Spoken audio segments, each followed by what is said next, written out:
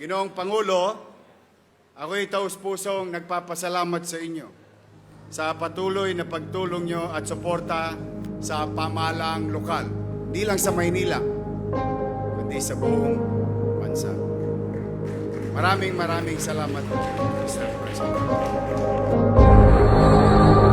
Ito ay programa ng lokal na pamahalaan na magpapataas ng kalidad ng serbisyong pangkalusugan. Sa pagtatayo ng College of Allied Health Science Building, mabibigyan ng pagkakataon ang nakakabatang henerasyon na aralin ang mga kursong pangmedisina. Sila po ang mga susunod na haligi ng ating sektor ng pangkalusugan.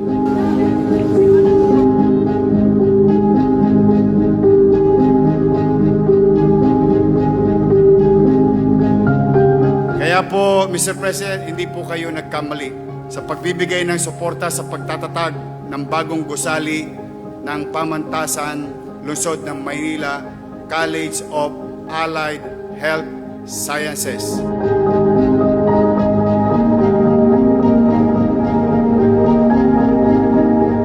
Kaya naman napakasaya ko na makapunta dito sa okasyong na ito dahil itong araw na ito, isinagawa natin ang groundbreaking ceremony ng College of Allied Health Sciences Building ng PLM.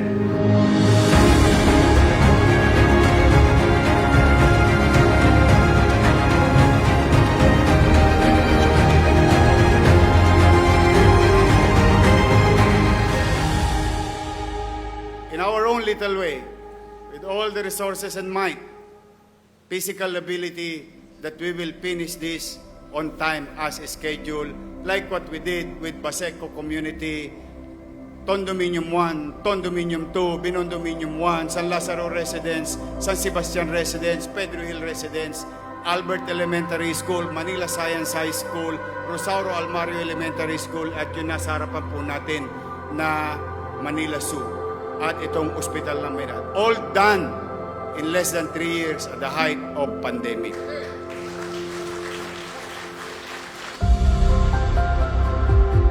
Sa pagbibigay ng pondo upang maipatayo ang atong pasilidad na ito, layo ng pamahalaan na mabigyan ng oportunidad ang mga estudyante nangangailangan na makapag-aral sa mahusay na universidad. Higit sa lahat, mahalaga ang programang ito sa paghubog ng mga magagaling na profesional sa larangan ng medisina.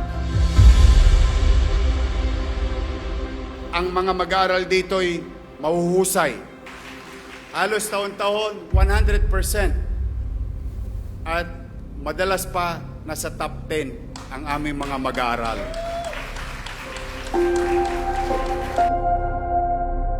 Ang kalusugan ninyo patuloy nating tututukan. Sama-sama po natin itaguyod ang isang bagong Pilipinas kung saan ang bawat isa ay kayang mamuhay na may seguridad, magtagumpay sa kanilang layunin at makatulong sa pagpaunlad ng ating minamahal na Pilipinas. Mr. President, maraming salamat po on behalf of the people of Manila. We wish you good health. We wish you to be successful in your commitment and fulfilling your duties to our people. And we will continue to support in our own little way. Maraming salamat po, mahal na Pangulong Ferdinand Bongbong Marcos Jr. Thank you.